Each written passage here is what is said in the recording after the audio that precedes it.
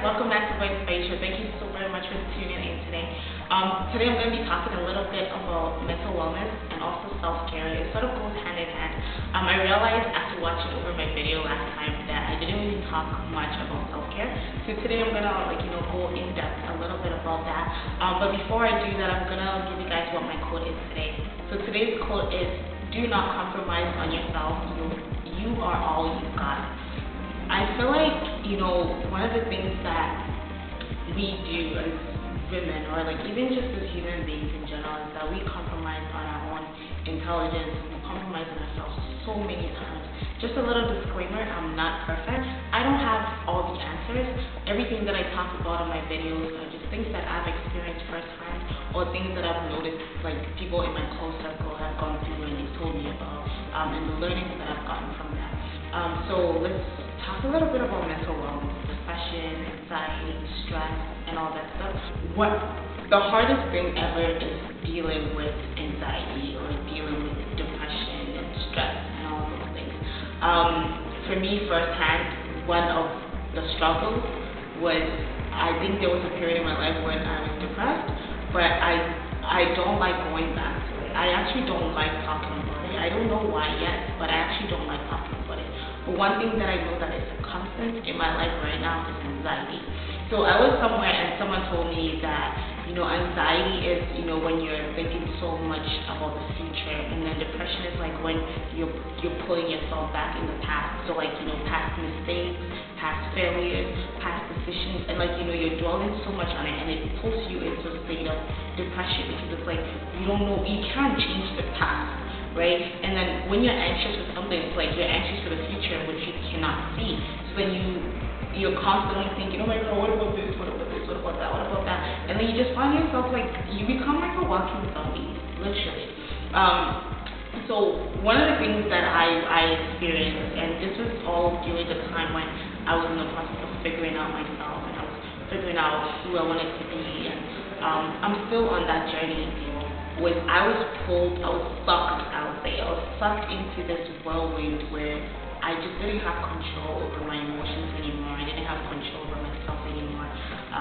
And I just wanted to not be in this world, and I know that there are a lot of girls out there, especially that have experienced that before. And today I'm just going to tell you a little bit about my story, how I overcame it, and how I continue to overcome it, because I feel like I'm always anxiety is something that I'm constantly dealing with, and I'm always trying to put a lid on.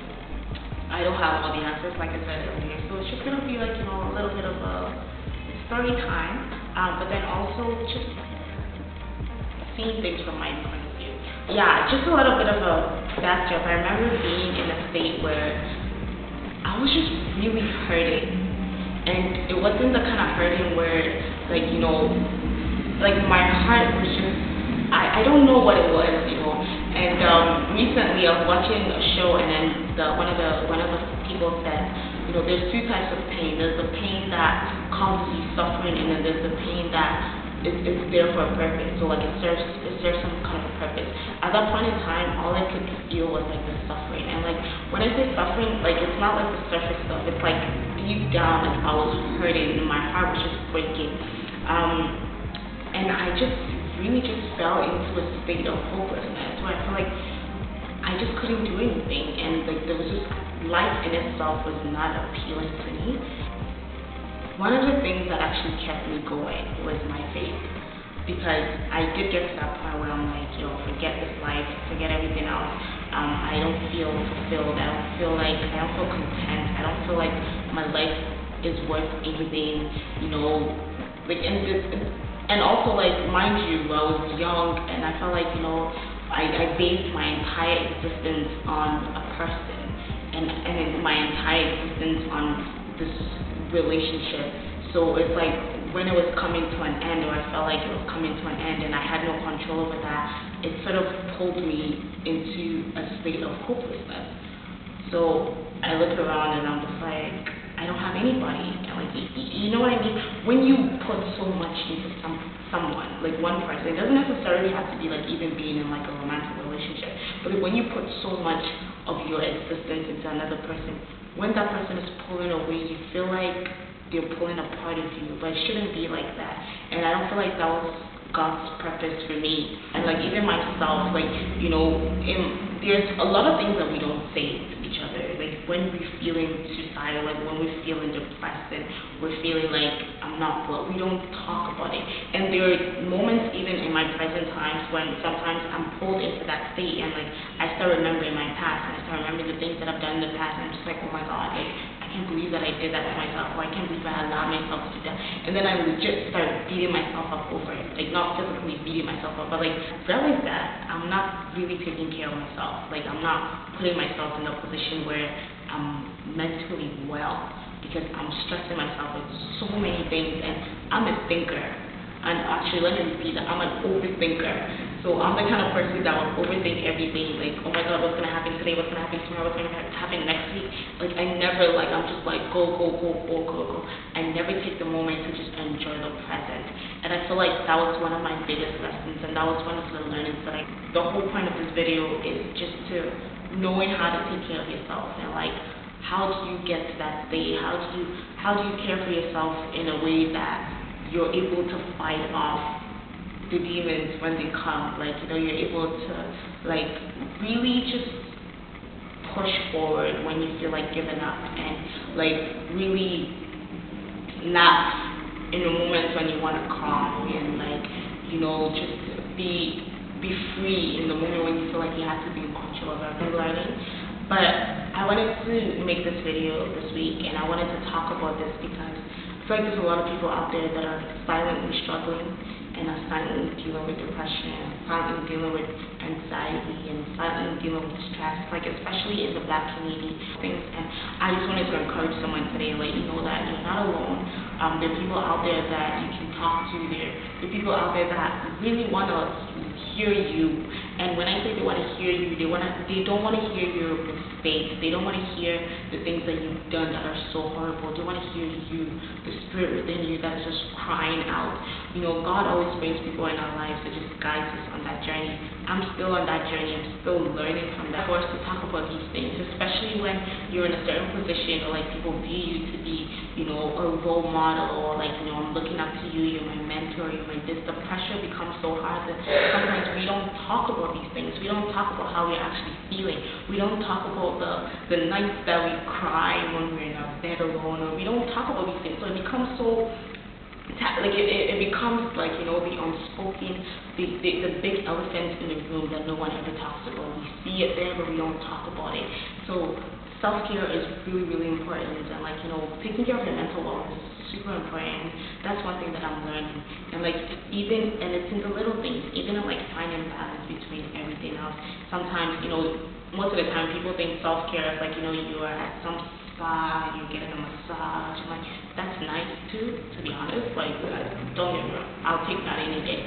But my daily self-care routine, or like the things that I do daily, is like the things that I'm listening to, the things that I'm watching, the things that the conversations that I'm partaking in, the things that I'm allowing to feed my spirit. That is really important, because that is all part of that all, like, you know, becomes a conduit of like who I am and who I become. Because everything that you're watching, everything that you're hearing, everything that you're saying, that you're seeing, it's all forming you like subconsciously.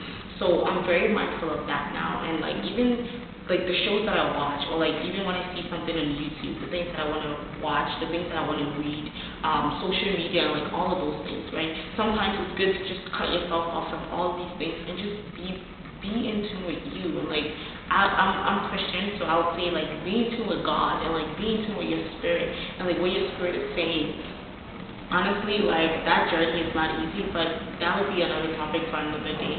But then, you know, just really getting in touch with yourself, and getting in touch with that part of you that has become so dormant, and that part of you that is like screaming out to be heard, but then, you know, we keep silencing it. You know, so it's just gonna be that I'm gonna leave, you know, in the description box a couple of toolkits out there to practice self-care, and this just gonna be a lot of things in there, and I just hope that, you know, you take it one day at a time, and also recognizing that, you know, your self-care is a radical act. Like, taking care of yourself is not selfishness at all. Like, it's it is not being selfish. It's actually really good because you're able to put out into the world the things that you said yourself, and you're able to take care of others more when you take care of yourself. So I'm still learning that, and I know I didn't really give much detail in regards to my story and like my battle with depression and my battle with anxiety.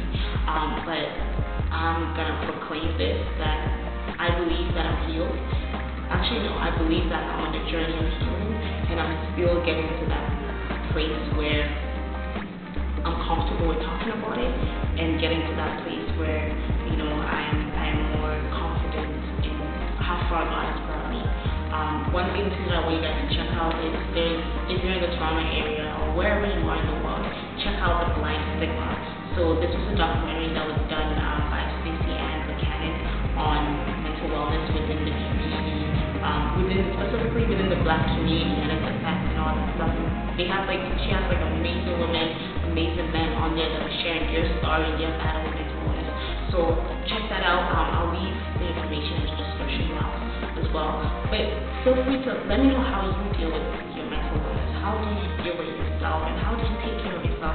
Because I feel like we don't talk about that a lot, you know. So thank you guys so very much for tuning in. As you can see, I'm a little bit low on energy today because this is a very sensitive topic for me personally. But I do hope that I'm able to share more about this story and how it evolved and actually how I even got to this point. Hopefully in my next video. But let me know if there's anything that you want me to talk about in particular. Thank you so very much for tuning in. Don't forget to subscribe, like, share, and just spread the love. Own your voice, love yourself, and be true to yourself. Thank you so very much.